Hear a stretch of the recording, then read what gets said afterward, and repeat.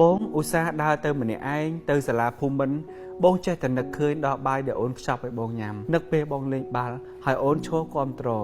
នឹកពេលបងឡើងទទួលរង្វាន់សិស្សប៉ាកែហើយបងងាកមកឃើញអូនយំអជាងបងជាងសម័យខ្លួនទៀតប្រពន្ធបងដូចអូនចឹងពូកែធ្វើម្ហូបពូកែទាំងមួយចំនួនបងបានបដិញ្ញាចិត្តរួចហើយថាបងនឹងស្រឡាញ់គាត់ឲ្យដូចបងធ្លាប់ស្រឡាញ់អូនហើយបងចង់ប្រាប់អូនថាបងដាក់កូនស្រីបងឈ្មោះដោយអូនដែរចាបងប្អូនចាំទេថាប្រហែលសប្តាហ៍មុនយើងមានការចូលរួមពីតារាកិត្តិយសពូខ្ជិបដែលជាតារាកំ pl ែងហើយយើងបានអានរឿងរបស់ប្រិមិត្តនារីម្នាក់ពេលដែលខ្ញុំឈានជើងចូលផ្ទះគេភ្លាមខ្ញុំដឹងតែម្ដងថាខ្ញុំមិនអាចធ្វើជាកូនប្រសារនៅក្នុងផ្ទះនេះបានទេយើងទាំងពីរខុសគ្នាឆ្ងាយណាស់បន្ទាប់មកនៅឆ្នាំ2014ខ្ញុំក៏បានប្រាប់ថាខ្ញុំកំពុងមើលចិត្តគ្នាជាមួយសិស្សច្បងនៅសាលាពេទ្យហើយយើងទាំងពីរមានពេលវេលាច្រើនជាមួយគ្នាហើយធ្វើពេទ្យតោះតែយកប្តីជាពេទ្យដូចគ្នាទើបយល់ពីជីវិតដែលមមាញឹកគ្មានពេលសម្រាកនេះទោះជាពេលនោះ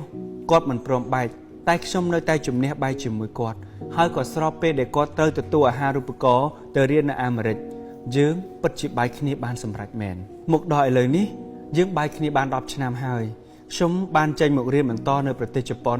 និងរៀបការជាមួយបារោះជនជាតិជប៉ុនផងដែរឥឡូវនេះមានបារោះម្នាក់ឆ្លើយតបទៅនឹងសាច់រឿងរបស់គាត់តោះបងប្អូនចូលរួមស្ដាប់ទាំងអស់គ្នាសូមជម្រាបសួរកម្មវិធី Talk Confession អរគុណដែលបានអានរឿងមួយហើយដែលធ្វើឲ្យខ្ញុំរំជួលចិត្តខ្លាំងណាស់តាមពិតខ្ញុំមិនសូវប្រើប្រាស់បណ្ដាញសង្គមច្រើនទេហើយក៏មិនធ្លាប់ស្គាល់ Talk ដែរខែមួយខ្ញុំបើក Facebook ដើម្បីបដូរ profile គាំទ្រការបើកការដ្ឋានព្រះជីហ្វូណនដាជូខ្ញុំក៏ប្រទះឃើញមិត្តភ័ក្តិចាស់ម្នាក់ share វីដេអូកម្មវិធី Talk ខ្ញុំក៏ចូលសាកមើលនិងស្ដាប់លោកពិធីកអានទើបខ្ញុំដឹងថានោះគឺជារឿងរបស់ខ្ញុំប្រហែលជាមិនមានឱកាសបានជួបនារីដំបូងរបស់ខ្ញុំដោយផ្ទាល់ម្ដងទៀតទេណាមួយយើងក៏មានគ្រួសាររៀងខ្លួនហើយដែរអូននៅទីនោះប្រហែលជាសុខសប្បាយជាមួយគ្រួសារអូនហើយបើអូនជាអ្នកផ្ញើសារចូលកម្មវិធីប្រហែលជាអូនអាចនឹងទទួលបានសារនេះពីបងវិញបងចង់ឲ្យអូនដឹងថាចាប់ពីឆ្នាំ2007មកដល់ឥឡូវបងនៅតែសល់អារម្មណ៍មួយដែលមិនអាចលុបចេញពីចិត្តបងបានកន្លងមកបងតែងតែគិតថាអូនជ្រើសយកការចាក់ចេញពីបងដោយសារបងមិនល្អ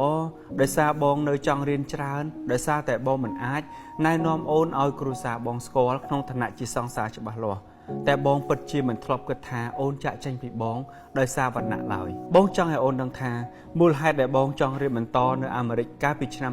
2014គឺបងចង់ឲ្យខ្លួនឯងមានសមត្ថភាពចិញ្ចឹមអូនការពារអូនបើទោះបីជាគ្រួសារបងមិនពេញចិត្តក៏ដោយនៅមានរឿងជាច្រើនដែលបងធ្លាប់គិតថានឹងធ្វើដើម្បីអូនបងធ្លាប់តាមសុំអង្វរអូនតាំងពីនៅមុខសាលាអូនមុខផ្ទះអូនហើយអ្វីដែលធ្វើឲ្យបងឈឺចាប់កាលនោះគឺអូនមានសង្សារថ្មីអូនដេញបងឲ្យចេញពីជីវិតអូនហើយអូនថាអូននឹងរៀបការជាមួយគេឆាប់ព្រោះអូននឹងគេជ្រុលជ្រុះទៅហើយអូនឲ្យបងកាត់ចិត្តតើអូនដែលធ្លាប់ដឹងទេថាពេលនោះបងយ៉ាងណាបងចង់ឲ្យអូនដឹងថា2ឆ្នាំដំបូងដែលបងទៅដល់អាមេរិកបងលេបថ្នាំផ្លូវចិត្តបងធ្លាប់ទាំងចង់សម្លាប់ខ្លួនដោយអូនដឹងហើយថាមនុស្សដូចបងរឹងមាំណាស់តើហេតុអីពេលនោះបងគិតចង់សម្លាប់ខ្លួនទៅវិញ2ឆ្នាំនោះបងមិនដែលតាក់ទងឬប្រើបណ្ដាញសង្គមទេព្រោះបងចង់បំភ្លេចរឿងយើងហើយបងក៏មិនអាចទទួលយកការមើលឃើញដែលអូនមានគ្រួសារថ្មីដែរបងទើបងើបចេញវិញក្នុងឆ្នាំ2016នេះទេឆ្នាំ2019បងភ្ញាក់ផ្អើលដែលមិត្តយើងបានប្រាប់ថាអូនរៀបការនឹងជនជាតិជប៉ុនហើយបដូរទៅរស់នៅទីនោះបងសម្ដែងការមិនខ្វល់ពីជីវិតអូនតែតាមពិតបងតែងតែចង់ដឹងពីសុខទុក្ខអូនបងចង់ដឹងថាហេតុអីអូនមិនរៀបការជាមួយសង្សារថ្មីអូនហើយ5ឆ្នាំក្រោយពីបែកគ្នាហេតុអីបានអូនទៅរៀបការនឹងជនជាតិជប៉ុនតើ5ឆ្នាំនោះអូនធ្វើអីខ្លះមានរឿងអីខ្លះកើតឡើងចំពោះអូនបងប្រឹងតាមដានជីវិតអូនបងនៅតែធ្លាប់លួចគិតថាថ្ងៃណាមួយបើអូនលែងលះបងនឹងសុំឲ្យអូនបើកចិត្តទទួលយកបងម្ដងទៀតតែពេលបងឃើញជីវិតអូនពេលនេះអូនរីករាយហើយបងស៊ើបដឹងថាប្តីអូនជាមនុស្សល្អអូនមានកូនម្នាក់ហើយបងលែងមានឱកាសនឹងធ្វើជាបារោះម្នាក់នោះទៀតរបស់អូនហើយទើបក្នុងឆ្នាំ2022បងក៏សម្រេចចិត្តរៀបការបងឧស្សាហ៍ដើរទៅម្នាក់ឯងទៅសាលាភូមិន្ទបងចេះតែនឹកឃើញដល់បាយដែលអូនខ្ចប់ឲ្យបងញ៉ាំនឹកដល់ពេលដែលអូនរៀនពេទ្យនិងមុនប្រឡងម្ដងអូនមកអង្គុយរៀនសឹងតែគ្រប់កន្លែងនៃសាលាភូមិន្ទនឹកពេលបងលេងបាល់ហើយអូនឈរគាំទ្រនឹកពេលបងឡើងទទួលរង្វាន់សិស្សប៉ាកែហើយបងងាកមកឃើញអូនយំជាងបងជាងសម័យខ្លួនទៀតអូនបងនឹកអូនហើយអរគុណ ដែលនៅនឹកដល់បងដែរគ្រាន់តែអូនមិនភ្លេចបងប៉ុណ្ណេះគឺបងអស់ចិត្តហើយបើអាចថ្ងៃណាមួយបងចង់ឲ្យយើងអាចជួបគ្នារាប់អានគ្នាត្រឹមតែជាមិត្តបងធានាថានឹងមិនធ្វើឲ្យអូនមានបញ្ហាក្នុងគ្រួសារឡើយតែបើវាមិនអាចទៅរួចបងក៏យល់ដែរបងធ្លាប់ទៅជប៉ុនបងចង់ណាស់បងចង់ឲ្យបងដើរចៃដន្យហើយជួបអូនតែវាមិនអាចទៅរួចហើយអរគុណដែលចៃដន្យអូនបានឃើញបង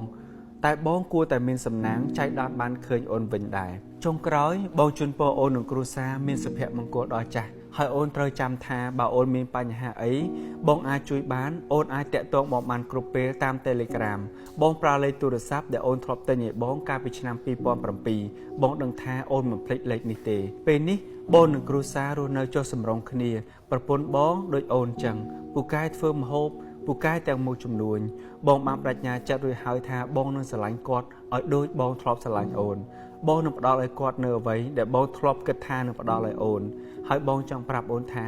បងដាក់កូនស្រីបងឈ្មោះដោយអូនដែរអរគុណកម្មវិធី VTalk អរគុណច្រើន